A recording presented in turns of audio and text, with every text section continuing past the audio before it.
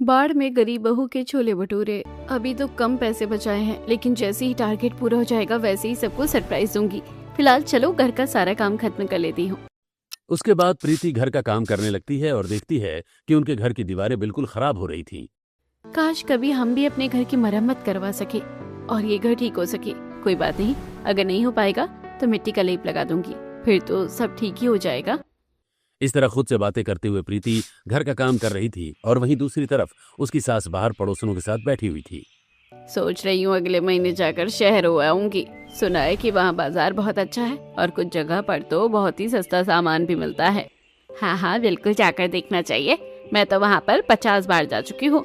वहाँ पर वैरायटी भी बहुत तरह की मिलती है, बस यहीं पर बहुत कम तरह का सामान मिलता है। अरे यहाँ पर तो क्या ही मिलता है, यहाँ पर तो कुछ भी वैरायटी नहीं मिलती है। सच कहूँ तो शहर जाने में भी कोई फायदा नहीं है। मैं तो दुनिया की मार्केट घूम चुकी हूँ, कुछ नहीं है। हर जगह की अपनी अपनी अलग अलग चीजें होती हैं। क्या कहा, दुनिया की मार्केट घूम ली है? अरे जा जा सविता, तू भी बहुत कुछ फेंकती है। अरे मैं कुछ नहीं फेंकती, तुझे पता है मैं अमेरिका, लंदन, पेरिस तक की मार्केट देखी हूँ। मुझे सब पता है कि वहाँ पर कौन से बाजार से क्या मिलता है और क्या नहीं। वहाँ के लोग बहुत सी ऐसी चीजें यूज करते हैं जो हम कभी इस्तेमाल भी नहीं करते। अगर ऐसा ही है तो कभी हमारे लिए कुछ क्यों नहीं लेकर आई? हमारे लिए भी तो तुझे थोड़ा बहुत कुछ लेकर आना चाहिए था ना। इस तरह शीला और सविता की बहस होने लगती है और मुझे तो लगता है जिज्जी हमें यहाँ से खिसक लेना चाहिए। अब इन दोनों की बहस को ज्यादा ही बढ़ गई है। एक फेंकने में लगी रहेगी तो दूसरी लपेटने में। चलो चलते हैं। सही मौका देखकर शांति और सरला वहां से खिसक जाते हैं। दोनों अपने घर की तरफ आ रही थी। बारिश का मौसम आने वाला है और बताओ तुम इस बार खेत में कौन सी फसल उगाने वाली हो? मैं तो सोच रही हूँ कि इस बार अपने खेत में धान ही उगा लूं। बच्चे भी यही कह रहे हैं तो सोच रही थी कि फिर इसी तरीके से कर लेते हैं इस बार। बाकी फिर बाद में देख लेंगे कि क्या करना है। हाँ बिल्कुल सही है। अब तो हमारे पास खेत भी नहीं है। जब से उनकी तबीयत खराब हुई थी तब से बस घर में इतने बुरे हालात हो गए कि बस ऐसे ही भगवान की कृपा से ठीक ठाक गाड़ी चल रही है। अरे तो ठीक गाड़ी चल रही है तो चिंता खाए बात की ले रही हो? बस गाड़ी चलती रहनी चाहिए, रुकनी नहीं चाहिए। इस तरह दोनों बातें करते हुए आगे बढ़ रही थीं। तभी उन्हें घर से उड़ता हुआ पतीला आते हुए नजर आता है, जो उनसे बस कुछ ही कदम आगे आकर गिर जाता है। अरे बाप रे, कौन है ये नालायक जिसने ये पतीला हमारे ऊपर फेंक कर मारा है? अगर गलती से हमें लग जाता और कोई नुकसान हो जाता तो इसका जिम्मेदार कौन होता? और छुप कर कौन वार कर रहा है? हिम्मत है तो जरा सामने आकर दिखाओ। तभी सामने वाले घर से लड़ाई की बहुत ज्यादा जोर जोर से आवाज आने लगती है, जिसके बाद शांति सरला को चुप करवाते हुए कहती है, मुझे तो लग रहा है कि ये नेहा और रजत के घर से आवाज आ रही है। हमें लगता है कि हमें यहाँ से चलना चाहिए। आज पता नहीं कौन सी टेंशनबाजी चल रही है उनके घर में। अच्छा तो इन लोगों का कमाल है, इसलिए छोड़ रही हूँ, वरना तो बिल्कुल नहीं छोड़ती। वहीं दूसरी तरफ नेहा और रजत के घर में बहुत ज्यादा लड़ाई चल रही थी। अरे अब बस भी करो, इतनी ज्यादा लड़ाई क्यों कर रही हो? और कितना सामान घर के बाहर फेंकोगी? या और कितने सामान का नुकसान करना चाहती हो तुम? क्या कहा? मैं ही नुकसान कर रही हूँ ना, लेकिन जो मेरी जिंदगी में हो रहा है उसे कोई नहीं देख रहा और ना ही कोई मेरी बात को समझने की कोशिश कर रहा है। सच कह रही हूँ, मेरे तो कर्म फूट गए हैं तुमसे शादी करके। पता नहीं कौन सी मनुष्य में मैंने तुमसे शादी करी थी। आखिर क्यों नेहा और रजत इतना ज्यादा लड़ रहे थे और नेहा रजत को इतने कटु शब्द क्यों कह रही थी? जो भी है, लेकिन रजत को नेहा की यह बात बहुत ज्यादा चुभ जाती है और वो उदास होकर वहां से चला जाता है। शाम को वो चाय की टपरी पर उदास होकर बैठा था जब रोहन वहां जाकर उससे बात करता है। सारी बातें सुनने और समझने के बाद वो कहता है, मैं जानता हूं कि तुम अपनी पत्नी से बहुत प्यार करते हो, लेकिन उसे भी तुम्हारे प्यार का इतना ज्यादा फायदा नहीं उठाना चाहिए। ताली कभी भी एक हाथ से नहीं बजती। तुम दोनों को ही एक दूसरे को सपोर्ट करके चलना चाहिए, वरना इस तरीके से कभी भी घर नहीं चल सकता। मोहन रजत को समझाता है और घर वापस आ जाता है, जहां तक प्रीति ने सबके लिए आज सूखे दाल चावल बनाए थे और जब वो सब को खाना परोसती है तो, बेटा आज तुमने दाल चावल के साथ आलू की भुजिया नहीं बनाई? नहीं पापा जी, दरअसल आज सब्जी खत्म हो गई थी और शाम को बारिश होने लगी थी, जिसकी वजह से मैं सब्जी लेने नहीं जा सकी। ओह अच्छा, कोई बात नहीं। जो स्वाद दाल चावल का है वो और किसी में भी नहीं। हाँ, अब तो बारिश का मौसम शुरू हो रहा है और अब बारिश का मौसम काफी जबरदस्त होने वाला है। कल की भी बारिश बताई जा रही है, तो मैं सोच रही हूँ कल कॉलेज की छुट्टी कर लेती हूँ। तुम्हें तो बस कॉलेज की छुट्टी करने का बहाना चाहिए और तुम्हारा पढ़ने लिखने में मन थोड़ी लगता है। ऐसा नहीं है भैया, मेरा पढ़ने लिखने का मन नहीं करता, मेरा मन तो करता है, लेकिन बारिश के मौसम में बाहर जाने का बिल्कुल भी मन नहीं करता, क्योंकि इतना ज्यादा कीचड़ हो जाता है और गलियों में पानी भर जाता है कि बस पूछो ही मत। कॉलेज जाने तक ही मेरी हालत खराब हो जाती है और सारे कपड़े गंदे हो जाते हैं, इसलिए मेरा बारिश के मौसम में बाहर जाने का बिल्कुल भी मन नहीं करता। हाँ, सो तो है, बारिश के मौसम में भला किसका ही मन करेगा बाहर जाने का। सब ऐसी बातें कर रहे थे और अगले दिन प्रीति पैसे जोड़कर दुकान से कुछ छोले और मैदा लेकर आती है और बाहर बारिश हो रही थी, इसलिए वो सबको सरप्राइज देने के लिए सुबह सुबह ही छोले भटूरे बना रही थी। छोले उबालने के बाद उसने एक कढ़ाई में छौंक तैयार करके उसमें छोले पकने के लिए रख दिए थे और मैदे का आटा भी उसने लगाकर साइड में रख दिया। आज तो सबको छोले भटूरे बनाकर खिलाऊंगी। बड़े दिनों की मेहनत से पैसे जोड़कर सबके लिए सामान लेकर आई हूँ और देखना सबका चेहरा कैसे खिल जाएगा। शुरुआत में पहली रसोई में बनाए थे, सबको अच्छे लगे थे। उसके बाद जब सब उठते हैं तो अच्छी खुशबू का घर में एहसास होते हुए पूछते हैं, इतनी कड़क खुशबूदार खुशबू कहाँ से आ रही है? क्योंकि मैंने छोले बनाए हैं और आप सब जल्दी से मुंह हाथ धोकर खाने के लिए बैठ जाइए, क्योंकि मैं सबके लिए अभी गर्मा गर्म भटूरे भी बनाऊंगी। ये बात सुनकर तो सबके चेहरे खिल जाते हैं और सब बहुत ज्यादा एक्साइटेड हो जाते हैं। क्या हम बिना हाथ मुंह धोकर नहीं बैठ सकते? मुझसे तो अब कंट्रोल नहीं हो रहा, मेरा मन तो खाने का बड़ा कर रहा है, मेरे मुंह में भी पानी आ रहा है। हाँ भाभी, बिल्कुल, आपने तो सुबह सुबह हमारा मूड एकदम फ्रेश कर दिया। आज तो मजा आने वाला है। हाँ वही तो, रात को भले ही सूखे दाल चावल खाए थे, लेकिन अब सुबह अगर छोले भटूरे खाएंगे तो दिन एकदम आनंदित हो जाएगा। मैं जब तक भटूरे बनाने की तैयारी कर रही हूँ तब तक आप लोग तैयार होकर आ जाइए। चलो सब जल्दी तैयार होकर आ जाओ। बाकी दिन नाश्ता करने की इतनी ज्यादा एक्साइटमेंट नहीं थी, लेकिन आज कभी बहुत ज्यादा खुश और एक्साइटेड हो रहे थे, इसलिए सब जल्दी तैयार होकर खाना खाने के लिए जमा हो जाते हैं। और उसके बाद प्रीति सबको गर्मा गर्म छोले और भटूरे परोसती है और जब सब गर्मा गर्म छोले भटूरे का आनंद लेते हैं तो सबको बड़ा अच्छा लगता है। बेटा, सच में तुमने तो कमाल कर दिया। कितना अच्छा स्वादिष्ट नाश्ता करवाया है आज तुमने। तुम्हारे हाथों में तो जादू है। पहली रसोई पर भी तुमने इतने स्वादिष्ट भटूरे बनाए थे और आज भी तुमने कमाल कर दिया। हाँ भाभी, इंसान चाहे जिंदगी में कितना ही दुखी क्यों ना हो, लेकिन जब भी आपके छोले भटूरे खाएगा तो आनंदित हो जाएगा। बिल्कुल, इन्हें खाकर तो मजा ही आ गया। सच में आज का दिन तो सबसे अच्छा था, जो हमारा पसंदीदा छोला भटूरा खाने को हमें मिल गया। इस तरह सभी बड़ी खुशी से छोले भटूरे खा रहे थे। अभी हमने सबकी छोटी सी जिंदगी की एक झलक देखी, लेकिन कुछ ही पलों के अंदर इन सब की जिंदगी अचानक से बदलने वाली है। सब लोग खेत में अपना अपना काम कर रहे थे। कोई धान बो रहा था, कोई ज्वार और कोई बाजरा। सब अपने अपने काम में मगन हो रखे थे। अरे हमने खेत का तो काम कर लिया, लेकिन सोच रहा हूँ कि क्यों ना अभी खेत की सिंचाई थोड़ी सी नदी के पानी से ही कर लेता हूँ। मुझे लगता है कि तुम्हें अभी खेत की सिंचाई नहीं करनी चाहिए, क्योंकि आज बहुत जबरदस्त और तेज बारिश बता रखी है, और अगर तूने सिंचाई कर दी और ऊपर से और पानी आ गया तो सारी फसल खराब हो जाएगी। अगर बारिश नहीं हुई तो हमारी फसल का तो सत्यानाश हो जाएगा। दिन की भी बारिश बताई थी, लेकिन बारिश तो हुई नहीं। और कैसे मौसम विभाग वाले होते हैं, जिस समय जो मौसम का हाल बताते हैं उस समय तो वैसा कुछ होता ही नहीं है। कोई बात नहीं, सिर्फ आज रात का इंतजार कर लेते हैं, क्योंकि अगर जबरदस्त बारिश हो गई तो फसल को बहुत भारी नुकसान हो जाएगा। इस तरह दोनों बात करके घर वापस आ रहे थे। वहीं दूसरी तरफ गली में एक भिखारी दर दर भटक कर खाना मांग रहा था। कोई इस भूखे को खाना दे दो। वो पड़ोस की एक अमीर महिला का दरवाजा खटखटाता है, जो गुस्से में दरवाजा खोलती है। क्या है? क्यों अपने गंदे हाथों से मेरे दरवाजे को छू रहा है? माई, कुछ खाने को दे दो, बड़ी भूख लग रही है। पिछले कई दिनों से कुछ नहीं खाया, कम से कम एक सूखी रोटी ही दे दो तो थोड़ा पेट भर जाएगा। चल भाग यहाँ से, मेरे पास कोई खाना वाना नहीं है। मैं तुम जैसे फ्रॉड को अच्छे से जानती हूँ। तुम्हें कमाने की तो आदत होती नहीं है और सिर्फ बस मांग कर ही खाने की आदत होती है। जाओ यहाँ से, यहाँ पर तुम्हारे लिए कुछ भी नहीं है। उसके बाद वो भिखारी उदास होकर आगे बढ़ता है और प्रीति ने ये सब देख लिया था, इसलिए वो उसे रोकती हुई कहती है, आप जरा रुकिए, मैं अभी आपके लिए खाना लेकर आती हूँ। उसके बाद प्रीति घर के अंदर जाती है और भिखारी को खाना ला कर देती है और कुछ बिस्कुट के पैसे भी देती है। आपको बाद में भूख लगे तो बिस्किट खा लेना, और कभी भी अगर कहीं से खाना न मिले तो आप अपनी चौखट पर आकर कभी भी खाना ले सकते हैं। मैं आपको खाना जरूर खिलाऊंगी। इस तरह सब लोग अपना अपना काम कर रहे थे और रात को अंधाधुंध तेज बारिश होने लगती है। खिड़की से गरजते हुए बादलों से कड़कड़ाती हुई बारिश को होता हुआ देखकर महेश खुद से कहता है, अच्छा है कि मैंने राजेश की बात मान ली, और अगर उसकी बात नहीं मानी होती तो बहुत बुरा हो सकता था। लेकिन बुरा तो अब और भी ज्यादा होने वाला था। बारिश इतनी ज्यादा तेज होने लगती है कि मानो वो रुकने का नाम ही नहीं ले रही थी। वहीं दूसरी तरफ नदी में भी पानी का उफान बढ़ता ही जा रहा था। क्योंकि उसके आसपास के बरसते बादल फट गए थे, जिसकी वजह से पानी बहुत ज्यादा गिर रहा था। इतनी तेज बारिश होने की वजह से गली में भी पानी ठहर रहा था और रात को ही लोगों के घरों के अंदर पानी आ रहा था।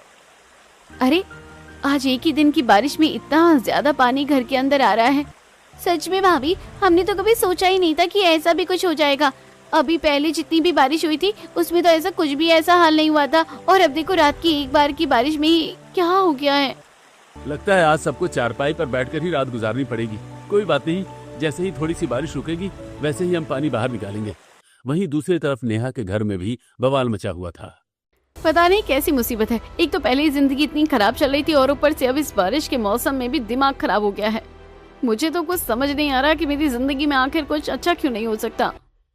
तुम हर चीज में इतनी सारी परेशानी क्यों ढूंढ लेती हो? सिर्फ हम ही अकेले परेशान नहीं हो रहे, पूरा मोहल्ला परेशान हो रहा है। जरा खिड़की से बाहर देखो तो सही कि कितनी ज्यादा बारिश हो रही है। मुझे कुछ भी तर्क वितर्क देने की जरूरत नहीं है। कुछ ऐसे भी घर हैं जिनका बारिश की वजह से थोड़ा सा भी नुकसान नहीं हो रहा है, तो आखिर हम उन कुछ चुनिंदा लोगों में से क्यों नहीं है, बताओ जरा। इस तरह नेहा फिर से रजत से लड़ाई करने लगती है और पूरी रात छम बहुत ज्यादा तेज बारिश हो रही थी। वहीं दूसरी तरफ सुबह जाकर थोड़ी सी शांति होती है तो सब लोग घर के बाहर आते हैं और देखते हैं कि गली के अंदर पानी भरा हुआ था। इतना ज्यादा पानी भर गया है, मुझे तो चिंता है कि हमारे खेतों में भी पानी भर गया होगा। बिल्कुल सही कहा, इस तरीके से तो सारी फसल खराब हो जाएगी। और इतना ज्यादा पानी भर गया है तो हम इसकी निकासी कैसे करेंगे भला? मुझे तो कुछ समझ नहीं आ रहा है। कोई बात नहीं भाई, परेशान होने की जरूरत नहीं है। धीरे धीरे करके थोड़ा बहुत पानी निकल जाएगा। अभी पानी काफी कम है तो ये हो सकता है कि रात तक निकल सकता है। इस तरह सब लोग एक दूसरे को समझा रहे थे, लेकिन उन्हें क्या पता था कि एक बहुत बड़ी मुसीबत उनका इंतजार कर रही है। शाम तक तो बारिश नहीं होती, लेकिन फिर से बहुत तेज बारिश होने लगती है और शाम को भी बारिश अगले दिन सुबह तक होती ही रहती है, जिसकी वजह से गलियों में भरा हुआ पानी और ज्यादा बढ़ने लगता है और लोग परेशान होने लगते हैं। अगर ऐसे ही चलता रहा तो हमें बहुत ज्यादा परेशानी हो जाएगी। इतनी परेशानी में तो काफी दिक्कत हो सकती है। हाँ बेटा, तुमने बिल्कुल सही कहा, और ऊपर से हमारा घर काफी पुराना भी है। अगर इसमें दरार आ गई तो घर बिगड़ जाएगा। साथ में हम लोग अब सोने और बैठने लायक भी नहीं रहे हैं, क्योंकि हर जगह सिर्फ पानी ही पानी भर रहा है। अभी तो सिर्फ पानी भर रहा है, मैं तो सोच रही हूँ कि कहीं गलती से भी हर जगह त्राई त्राई हो जाए। सभी लोगों के घरों के अंदर पानी आ रहा था। सविता, जिसका घर टाइल पत्थर से बना हुआ था और काफी अच्छी बनावट में था, लेकिन प्रकृति कहाँ किसी को छोड़ती है, सबका बराबर हिसाब किताब होता है। हे भगवान, मेरे सारे सोफे गद्दे सब कुछ खराब हो रहे हैं। इतना महंगा सोफा सेट लेकर आई थी और सब कुछ पानी में बह रहा है। पता नहीं ये कब ठीक होगा, कुछ समझ नहीं आ रहा क्या करूं। अरे मम्मी जी, सोफे वगैरह तो सब ठीक हो जाएंगे, लेकिन अगर हमारी जान पर बनाई ना तो हम क्या करेंगे? आपने देखा था ना कि किस तरीके से दूसरे स्टेट के अंदर बाढ़ आ रही थी, और मुझे तो वैसे ही लक्षण दिख रहे हैं।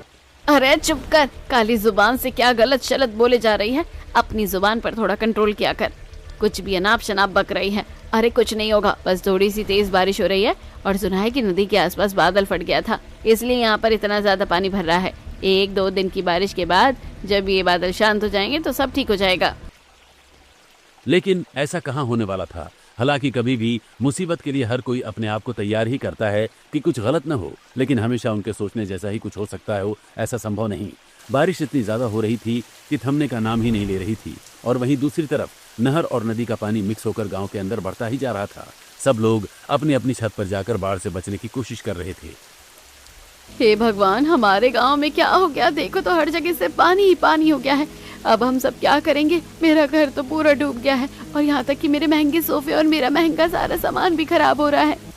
सामने वाली छत से प्रीति चिल्लाते हुए कहती है, आंटी, मुझे लगता है कि फिलहाल आपके घर और सोफे के बारे में आपको इतना नहीं सोचना चाहिए, बल्कि अपनी जान और खाने के बारे में सोचना चाहिए। मैं आप सबसे कह रही हूँ, अगर घर में जितना भी खाने का सामान है उसे अच्छे से प्लास्टिक और लोहे के डिब्बे में पैक कर लीजिए, क्योंकि कभी भी कुछ भी हो सकता है, क्योंकि अब हालात बहुत ज़्यादा बिगड़ रहे हैं और हमें उसके लिए खुद को तैयार कर लेना चाहिए। तब सामने वाली छत से सरला कहती है कि हाँ, तुमने बिल्कुल सही कहा, मुझे तो बहुत ज़्यादा चिंता हो रही है। अगर हमारे पास खाने को कुछ नहीं होगा तो हम भूखे ही मर जाएंगे। इसलिए हम सबको कोशिश करनी है कि खुद को भी हम बाढ़ के पानी से बचा कर रखें, और साथ ही खाने पीने का भी सामान साथ में रखें, ताकि हम सब मुसीबत के समय कम से कम कुछ खा पी तो सके। आपस में सब लोग इस फैसले पर पहुंचते हैं और अपने घरों के अंदर जो भी खाने का सामान होता है उसे बचाने की तो कोशिश कर ही रहे थे, और अब उसे छत पर लाकर काफी टाइट कंटेनर्स में बंद कर लेते हैं ताकि सब कुछ सही रहे। फिलहाल थोड़ी देर बारिश रुकी थी।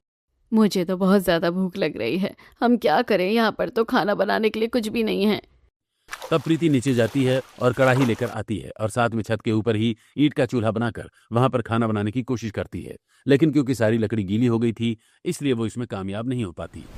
माफ करना, लेकिन अभी खाना बनाना बिल्कुल भी संभव नहीं है, क्योंकि सारी लकड़ी गीली हो गई है और ऐसे में उन्हें जलाकर खाना बनाना तो बिल्कुल ही ज्यादा असंभव सा लग रहा है। सामने वाली छत से राजेश कहता है, तो अब हम क्या करेंगे? मुझे तो कुछ समझ में नहीं आ रहा और हम यहाँ छत पर फंस कर रह गए हैं।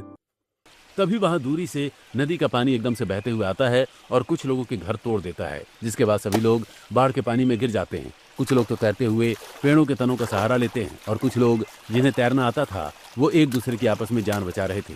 शांति का परिवार पेड़ के तने के ऊपर बैठा हुआ था। प्रीति और निधि, तुम माँ और पिताजी का अच्छे से ध्यान रखना। मैं बाकी गांव के डूबते हुए लोगों को बचा कर आता हूँ। ठीक है जी, लेकिन आप ध्यान रखना।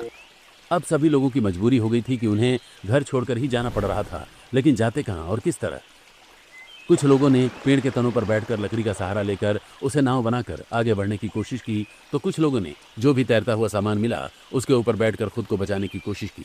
जिस तरीके से एक फ्रिज बहते हुए जा रहा था तो उसके ऊपर बैठकर सब लोग वहां से जा रहे थे। सभी गांव वाले एक दूसरे की मदद कर रहे थे। रोहन भी कुछ डूबते हुए लोगों की जान बचाकर उन्हें सब चीजों पर सवार करके आगे बढ़ रहा था। अरे बेटा, मुझे तैरना नहीं आता। अब मुझे लगता है कि मैं नहीं बच पाऊंगा। अरे काका, आप परेशान मत होइए, मैं हूं ना, मैं आपको लेकर जाऊंगा। सामने वाले तने पर नेहा बैठी हुई थी और वो दूर से रजत को देख रही थी। हे भगवान, बस उनकी जान बचा लेना। ये इतना समय क्यों लगा रहे हैं? मेरा तो दिल बैठे जा रहा है। साथ ही वहां पर कुछ कैंपिंग वाले भी उन लोगों की जान बचाने आ जाते हैं और जो लोग ज्यादा खस्ता हालत में थे उन्हें नाव में बिठाकर वहां से ले जाते हैं। इस तरह बड़ी मुश्किल से बाढ़ का पानी पार करते हुए आखिरकार सब एक जंगल पर पहुंच जाते हैं, जो कि गांव से काफी ऊंचाई पर था और वहां पर बाढ़ का पानी नहीं पहुंच सकता था। आखिरकार सब लोग वहां पर पहुंच जाते हैं। हम लोग डिजास्टर मैनेजमेंट वाले डिपार्टमेंट से हैं। आप सबको चिंता करने की जरूरत नहीं है। फिलहाल आप सबको यहाँ पर रहना होगा और क्योंकि हम सबको एक साथ लेकर नहीं जा सकते, बाकी जगहों पर भी बड़ी समस्या हो रही है। उम्मीद है कि ये जंगल आप लोगों के लिए एकदम सुरक्षित होगा। हम आपके लिए यहाँ पर खाना भिजवा देंगे। इतना कहकर वो लड़का अपनी टीम के साथ चला जाता है और जब गांव के सभी लोग वहां पर सुरक्षित पहुंच जाते हैं तो सब थोड़ी सी राहत की सांस लेते हैं। लेकिन नेहा रो रही थी क्योंकि हे भगवान, अभी तक मेरे पति क्यों नहीं लौटे हैं? आखिर वो कहाँ रह गए हैं? सब लोग नेहा को सांत्वना देते हैं और कहते हैं, तुम चिंता मत करो, वो सही सलामत आ जाएंगे। मुझे कहीं पर मम्मी जी भी नजर नहीं आ रही है, पता नहीं कहाँ रह गई। मुझे भी बहुत चिंता हो रही है। इस तरह गांव के एक दो लोग अभी मिसिंग थे और डिजास्टर मैनेजमेंट वाले सभी को थोड़ी सी खिचड़ी देकर चले जाते हैं और सब लोग मन मारकर खाना खा रहे थे, क्योंकि एक ही पल में उनका सब कुछ उजड़ चुका था। और फिर ऐसी हालत में जंगल में रहना भी कितना मुश्किल हो रहा था। 2-4 दिन बीत जाते हैं और वो लोग रूखा सूखा ही खा रहे थे। मुझे तो समझ नहीं आ रहा कि आखिर ऐसी जिंदगी जीने का क्या फायदा है। हम यहाँ जंगल में बैठे हैं और हमारे घर तबाह हो चुके हैं। मैंने अपनी आंखों से अपने घर को टूटते हुए देखा, खेत भी उजड़ गया है। ऐसी जिंदगी का क्या फायदा। सही कहा, हम और हमारे बच्चे यहाँ पर फंस कर रह गए हैं। हम क्या ही कर सकते हैं? मुझे नहीं लगता कि कभी भी जिंदगी में हमारी जिंदगी वापस सामान्य हो जाएगी। इस तरह सब लोग निराश होकर बातें कर रहे थे और तभी थोड़ी देर बाद वहां पर रजत सविता को लेकर आता है, जिसे देखकर नेहा बहुत खुश हो जाती है और दौड़कर रजत के पास जाती है। आप एकदम सही सलामत वापस लौट आए हैं। मुझे इससे ज्यादा और कुछ नहीं चाहिए। भगवान का लाख लाख शुक्र है कि आप बिल्कुल ठीक हैं। कमाल कर दिया। मुझे तो लगा था कि मुझसे शादी होकर तुम्हारी जिंदगी एकदम तहस नहस हो गई है। मुझे नहीं पता था कि मुझे देखकर तुम्हें कभी इतनी खुशी भी होगी। क्यों नहीं होगी? आखिर पैसे कमाने के लिए आपसे लड़ना मेरी अलग मजबूरी और अलग बात है, लेकिन परिवार के सदस्य के बिना रहना संभव थोड़ी है। एक तरफ नेहा खुश हो रही थी तो वहीं दूसरी तरफ सविता बहुत ज्यादा दुखी हो रही थी। मेरा घर टूट गया।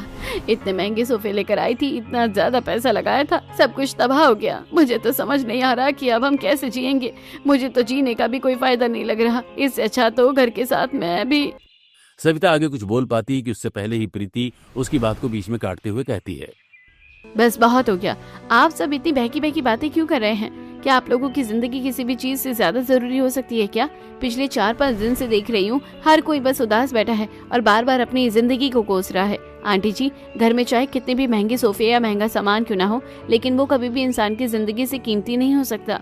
हम सबकी जिंदगी बच गई, हमारा परिवार सही सलामत है और हम जब जिंदगी में आए थे तो बिना पैसों के आए थे, तो ऐसा कुछ है। कि हम यहाँ से सही सलामत बचने के बाद दोबारा अपनी जिंदगी को शुरू कर सकते हैं। बेटा, इतनी बड़ी बड़ी बातें करना आसान होता है, लेकिन इस मुसीबत में हमें अंधकार के अलावा और कुछ दिख भी तो नहीं रहा है। सही कहा। अभी तक तो मैं सोच रही थी कि कोई बात नहीं, कम से कम हम जीवित तो हैं, वही बहुत है। लेकिन जिंदगी में सिर्फ जिंदा रहना ही सब कुछ नहीं होता। इतने दिनों से हम सिर्फ क्या खा रहे हैं? दाल चावल खिचड़ी, बस। एक तो ऐसा खाना खा खा कर मैं तो बहुत ज्यादा पक गई हूँ। मैं मानती हूँ, लेकिन हम चाहे कुछ भी कर सकते हैं, बस हमें कभी भी जिंदगी में निराश नहीं होना है और ना ही हमें बुरा सोचना है, क्योंकि अगर हम जितना नेगेटिव सोचेंगे उतना ही नेगेटिव होगा और जितना पॉजिटिव सोचेंगे तो उतना ही अच्छा हमारे साथ होगा। इस तरह सब लोग बस मुरझाए हुए थे और आखिर उनके ऊपर इतनी बड़ी आपदा जो आई थी, उन्होंने अपने सामने कुछ चंद सेकंड में अपनी पूरी जिंदगी के कमाए हुए पैसों से बने हुए घरों को बिखरते हुए जो देखा और अपनी जिंदगी को अचानक से एक बुरे मोड़ पर आते हुए जो देखा, तो ऐसे में कौन सा इंसान जो उदास न हो। लेकिन प्रीति भी हार नहीं मानने वाली थी। वो अपने परिवार के साथ एक पेड़ के नीचे बैठी थी। कोई बात नहीं भाभी, आप किसी भी विचारधारा को नहीं बदल सकती, इसलिए ये सब छोड़िए।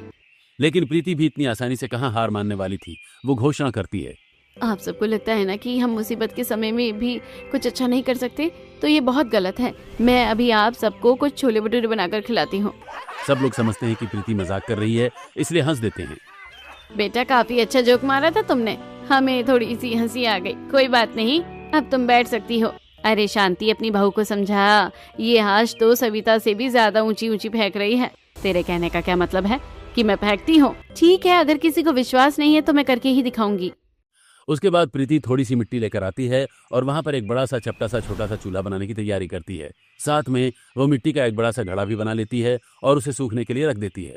शुरुआत में तो सब बस उसे ऐसे ही देख रहे थे, लेकिन उसकी सच्ची लगन देखकर पायल उसकी मदद करने आगे आती है।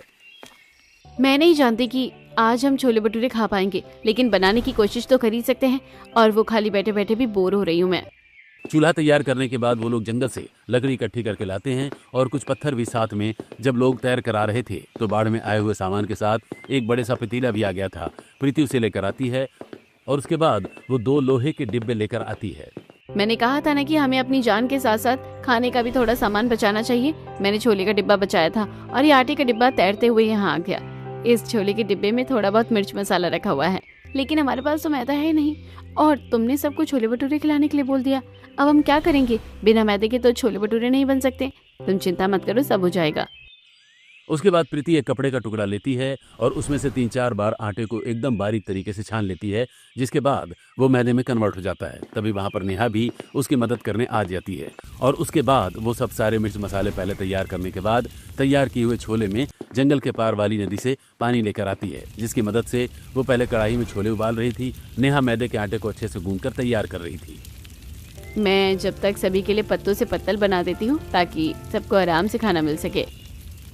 प्रीति और पायल और साथ में निधि भी अब उनकी मदद करती है। जंगल में बहुत सारे पत्ते लेकर आते हैं और उसके बाद पत्तल बनाने की तैयारी शुरू करते हैं। सारी तैयारी होने के बाद जब छोले में छौंक लग जाता है तो काफी अच्छी खुशबू आती है। खुशबू आ रही है, मेरा तो मन ललचा रहा है। रुक जा, अभी तो बस छोले बने हैं, भटूरे बनाना बाकी है। लेकिन थोड़ी ही देर बाद सब्जी सभी के पत्तल से निकालकर और थोड़ी सी मिट्टी के घड़े में निकालकर रख दी जाती है। उसके बाद कढ़ाई में तेल डालकर छोले भटूरे बनाने की तैयारी की जाती है। एक साफ लकड़ी को ले लिया जाता है क्योंकि वहां पर कड़छी तो थी नहीं। इसके बाद हाथों से भटूरे को बड़ा करके आराम से कढ़ाई में गर्म खौलते तेल में डाला जाता है और लकड़ी की मदद से उसे पलटा जाता है और निकाला जाता है। एक साथ कई सारे भटूरे डाले जा रहे थे। इस तरह छोले भटूरे बनकर तैयार हो जाते हैं। इसके बाद सभी को एक एक करके छोले भटूरे खाने के लिए दिए जाते हैं। कितने टाइम से लोगों ने ठीक से खाना नहीं खाया था, इसलिए खुद को रोक नहीं पाते और खाना शुरू करते हैं। अरे बेटा, तुमने तो सच में कमाल कर दिखाया। ये तो बहुत ही ज्यादा स्वादिष्ट और लाजवाब है।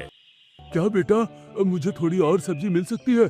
इसे खाकर तो एकदम हम आनंदित हो गए हैं। जी बिल्कुल रोहन जी, आप एक बार सबको सब्जी डाल दीजिए, हम जब तक और गर्मा गर्म भटूरे बना रहे हैं। रजत और रोहन सबको खाना सर्व करते हैं। बेटा, आज के बाद तुम्हें हम कभी भी मजाक में नहीं लेंगे। तुमने तो सच में जो नामुमकिन था उसे भी मुमकिन कर दिखाया और कितने अच्छे से तुमने ये सब किया है। हाँ, तुम बिल्कुल सही कह रही थी। पैसों से ज्यादा कीमती हमारी जिंदगी है और साथ में इतना स्वादिष्ट खाना भी। मेरी तो आत्मा तृप्त हो गई इतना स्वादिष्ट छोले भटूरे खाने के बाद तो। इस तरह सभी बहुत ज्यादा खुश हो जाते हैं और सभी ने पेट भरकर खाना खाया था। इस तरह सबका मूड बहुत ठीक हो जाता है और उसके बाद सब आपस में एक दूसरे का साथ काफी अच्छे से बातें करने लगते हैं और अपने पुराने किस्से याद करके हंसी मजाक करने लगते हैं। तब एक बूढ़े व्यक्ति के कमर में बहुत ज्यादा दर्द हो रहा था। अरे मेरी कमर में कितना ज्यादा दर्द हो रहा है। सच कहूँ तो मेरी भी कमर में बहुत ज्यादा दर्द हो रहा है। प्रीति सबकी तकलीफ को समझती है और इसके बाद वो पायल, निधि और प्रीति को इकट्ठा करके जंगल के अंदर जाती है और बहुत सारी घास लेकर आती है और उसके बाद इकट्ठी हुई घास की मदद से सबके लिए पतले पतले नरम नरम से गद्दे बनाने की कोशिश करती है। इसके बाद सभी को लेटने के लिए घास का मुलायम बिस्तर दिया जाता है और जब सब उसके ऊपर बैठते हैं और कुछ लोग लेटते हैं तो उन्हें बड़ा अच्छा लगता है। शांति, तेरी बहू ने तो सच में हमारा दिल जीत लिया। हम तो उसके बहुत बड़े फैन हो गए हैं। अरे हमारे इतनी मुसीबत और इतने बुरे दिनों को भी इसने इतना अच्छा बनाया है, सच में। इसलिए तो कह रही थी आंटी जी कि हमें इस तरीके से निराश नहीं होना चाहिए। मुसीबत में भी अगर हम धैर्य से काम लेंगे तो सब ठीक हो जाएगा। हाँ बेटा, हम तुम्हारी बात से सहमत है। अब हम थोड़ा चिंतित हैं, लेकिन यहाँ से जाने के बाद हमारे पास कुछ भी नहीं बचा है, घर भी नहीं बचा है। परिवार के साथ कैसे रहेंगे? आंटी जी, मैंने कितनी आसानी से आप सबके लिए घास का बिस्तर तैयार किया है, तो क्या हम कुछ ईंटें और मिट्टी, छोटे मोटे सामान की मदद से अपने घर नहीं बना सकते? कहते हैं बुरे वक्त में इंसान को बस एडजस्ट करना सीखना चाहिए, वो भी बिल्कुल सही एटीट्यूड के साथ। अगर हम पॉजिटिव होकर खुद घर बनाएंगे तो फिर किसी ने कहा है ना कि जान है तो जहान है। प्रीति सभी के अंदर जोश भर रही थी और सब उसकी बात से सहमत भी हो रहे थे। हाँ बेटा, अब तुमने हमारे अंदर नई उमंग भेजी है। सच कहा, जान है तो जहान है। हम अपना जहान दोबारा तैयार करेंगे। इस तरीके से सब बहुत ज्यादा खुश हो जाते हैं और उन्हें फिर से एक नया मोटिवेशन और एक जिंदगी में नई उमंग मिल जाती है। इस तरह सभी लोग जंगल में एक दूसरे का सपोर्ट करते हुए कुछ दिन बिताते हैं और वहां से कुछ फल फ्रूट इकट्ठा करके खा लेते हैं और कैंपिंग के द्वारा आए हुए खाने को खाकर सब अपनी पूर्ति कर रहे थे। कुछ दिन बाद जब हालात ठीक होने लगते हैं तो उसके बाद सभी लोग वापस अपने गांव में आते हैं और प्रीति के आइडिया के अनुसार ही सब लोग नॉर्मल से घर बनाने लगते हैं। ये सब हो रहा था कि सभी प्रीति को एक दिन कुछ गिफ्ट देकर जाते हैं। लेकिन आंटी जी, इन सब की क्या जरूरत थी? बेटा, मुसीबत में तो तुमने हमारा कितना साथ दिया, बस उसी के लिए छोटा सा तोहफा है। और जब हम सबके घर बनकर तैयार हो जाएंगे तो हम चाहते हैं कि तुम फिर से हम सबको छोले भटूरे बनाकर खिलाओ। हाँ बेटा, बनाकर खिलाओगी ना? बहुत स्वादिष्ट थे। कहीं हम ज्यादा तो नहीं मांग रहे? बिल्कुल बनाऊंगी आंटी जी, आप चिंता मत कीजिए। बस हम सब जो अपनी मेहनत से अपना घर बना रहे हैं उसके बाद सबको जरूर खिलाऊंगी। उनके जाने के बाद क्या बात है भाभी, आपकी तो कुछ ज्यादा ही फैन फॉलोइंग हो रही है। हमारी बहू है ही कमाल, जिसने मचा दिया धमाल। इस तरह सब खुश हो जाते हैं और 6 महीने बाद जब गांव वाले लोग सेटल होने लगते हैं तो आज गांव की बहुएं प्रीति की मदद करती हैं और वो सबके लिए छोले भटूरे बना रही थी। आज पड़ोस के सभी लोग बड़े मजे से छोले भटूरे खाते हैं और अपनी जिंदगी में आगे बढ़ते हैं।